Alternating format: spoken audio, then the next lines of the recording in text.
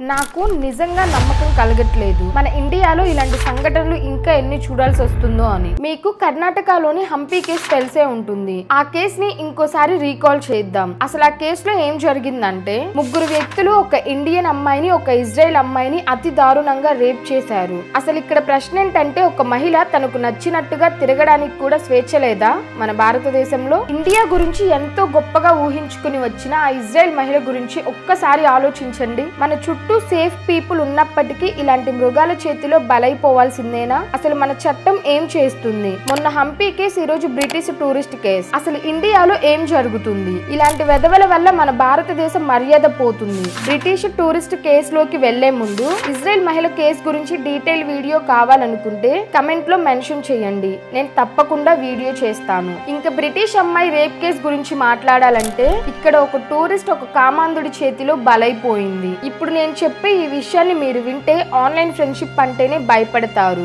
వీడియోలోకి వెళ్లే ముందు ఇంకా మన ఛానల్ ని ఎవరైనా సబ్స్క్రైబ్ చేసుకోకుండా చూస్తున్నట్లయితే వెంటనే వెళ్ళి సబ్స్క్రైబ్ చేసుకోండి అండ్ ఇక్కడ నోటిఫికేషన్ బెల్ ని ఆన్ చేసుకోండి. ఇంకా స్టార్ట్ చేద్దామా? ఈ అమ్మాయికి 24 ఇయర్స్. ఇంటర్నెట్ లో Indian culture, Indian heritage and Indian tradition ని చూసి ఇండియాని విజిట్ చేయాలి, ఇండియా మొత్తం ట్రావెల్ చేయాలి, మొత్తం ఎక్స్పీరియన్స్ చేయాలని అనుకుంది. అనుకున్నట్టుగానే flight tickets and room bookings చేసుకుని ఇండియాకి వచ్చింది. ఇండియాకి రాగానే ఆమె మొదట గోవాని విజిట్ చేద్దాం అనుకుంది. వెంటనే వెస్ట్ గోవాకి వెళ్ళింది. అక్కడ ఆమె మంచిగా టైం స్పెండ్ చేసింది. అంతా బాగానే జరిగింది. ఇక్కడ నుంచి జాగ్రత్తగా వినండి. ఆమెకు ఇన్స్టాగ్రామ్ లో ఒక వ్యక్తి పరిచయం అయ్యాడు. అతను పదే పదే ఆమెకు మెసేజ్ చేస్తూనే ఉన్నాడు. ఫస్ట్ ఆమె ఇగ్నోర్ చేసింది. కానీ ఇండియా వ్యక్తి కదా, ఇండియా వెళ్తున్నాను, సో అతనితో ఫ్రెండ్షిప్ చేస్తే ఇండియాలో నాకేమైనా ప్రాబ్లం ఉంటే హెల్ప్ చేస్తాడు అనుకుంది. సో ఇంక అతనితో ఫ్రెండ్షిప్ కంటిన్యూ చేసింది. రాను రాను వీరిద్దరి మధ్య ఫ్రెండ్షిప్ బాగా పెరిగింది. అతని పేరు కైలాష్. ఆ వ్యక్తి ఆమెను కలవాలనుకుంటున్నానని చెప్తాడు.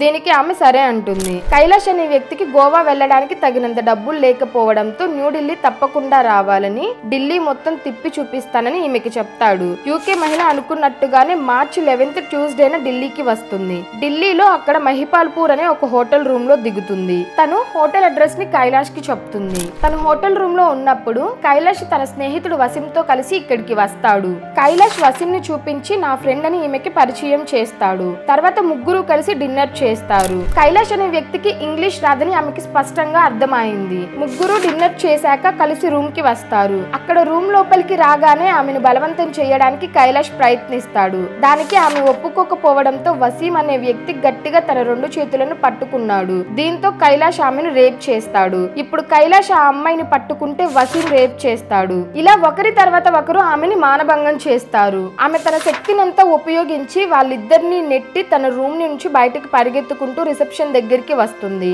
అక్కడ రిసెప్షన్ లో ఉన్న వ్యక్తికి తన సమస్యనంతా చెప్తుంది. అది విన్న రిసెప్షన్ లో ఉన్న వ్యక్తి, పదండి వాళ్ళెవరో చూస్తాను, వాళ్ళ పని చెప్తాను అని చెప్పి లిఫ్ట్ లో తనతో పాటు పైకి వస్తూ ఉంటాడు. అయితే సహాయం చేస్తాడని నమ్మిన వ్యక్తి కూడా ఆమెను బలవంతంగా లిఫ్ట్ లోనే రేప్ చేస్తాడు. ఆలోచించండి, ఒకళ్ళ దగ్గర నుంచి తప్పించుకుని హెల్ప్ కోసం వచ్చిన ఆమెకు మళ్ళీ అదే జరగడంతో ఆమె తన శక్తిని కోల్పోయింది. వెంటనే లిఫ్ట్ లో నుంచి బయటకు వచ్చి ఆమె భయంతో పోలీసుల దగ్గరికి పారిపోతుంది. తనకి ఏం జరిగిందో మొత్తం పోలీసులకు వివరంగా చెప్తుంది. భారతదేశం చూడాలని వచ్చిన ఒక టూరిస్ట్ మహిళ కొన్ని మానవ మృగాల చేతిలో బలైపోయింది. ఊహిస్తేనే ఎంత బాధగా ఉందో కదా. ఒక్కసారి ఆలోచించండి ఆ అమ్మాయికి ఎలా ఉంటుందో. చాలా మంది టూరిస్టులు ఈ సంఘటన జరిగిన మరుక్షణమే తిరిగి తమ దేశాలకు వెళ్లిపోయారు. యూకే మీడియా కూడా దీన్ని బోల్డ్ గా కవర్ చేస్తుంది. మన భారతదేశంలో న్యాయం జరగడానికి చాలా టైం పడుతుంది. అదే వేరే దేశాల్లో చూస్తే న్యాయస్థానం కరెక్ట్ గా పనిచేస్తుంది. చైనాలో చూస్తే అత్యాచారం చేసిన వ్యక్తులను తరచుగా ఉరితీస్తున్నారు. ఉదాహరణకు 2022లో చాలా మంది మహిళా విద్యార్థులను అత్యాచారం చేసినందుకు ఒక టీచర్ ని ఉరితీశారు.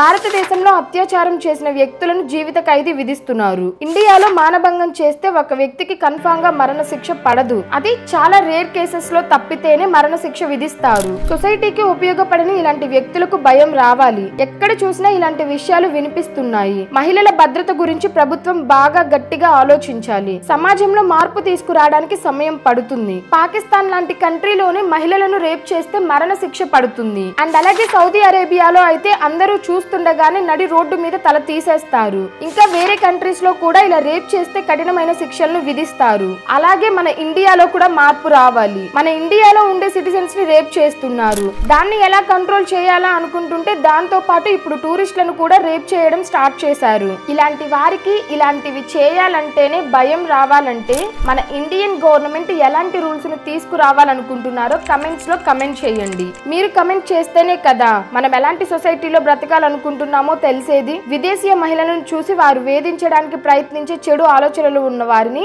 కఠినంగా శిక్షించాలి. ఫారెన్ ఉమెన్స్ సేఫ్టీ కోసం ప్రభుత్వం ఏదో ఒకటి చెయ్యాలి. ఈ క్రిమినల్స్ కి శిక్ష పడేలాగా ప్రభుత్వం గట్టిగా కృషి చేయాలి. అప్పుడైనా మిగతా వాళ్ళకి ఇలాంటి పనులు చేయకుండా బుద్ధి వస్తుంది. ఇంకా మీకు ఈ కేసు గురించి మరిన్ని విషయాలు తెలుసుకోవాలనుకుంటే ఈ వీడియోకి లైక్ చేసి ఈ వీడియోని షేర్ చేయండి. Thanks for watching.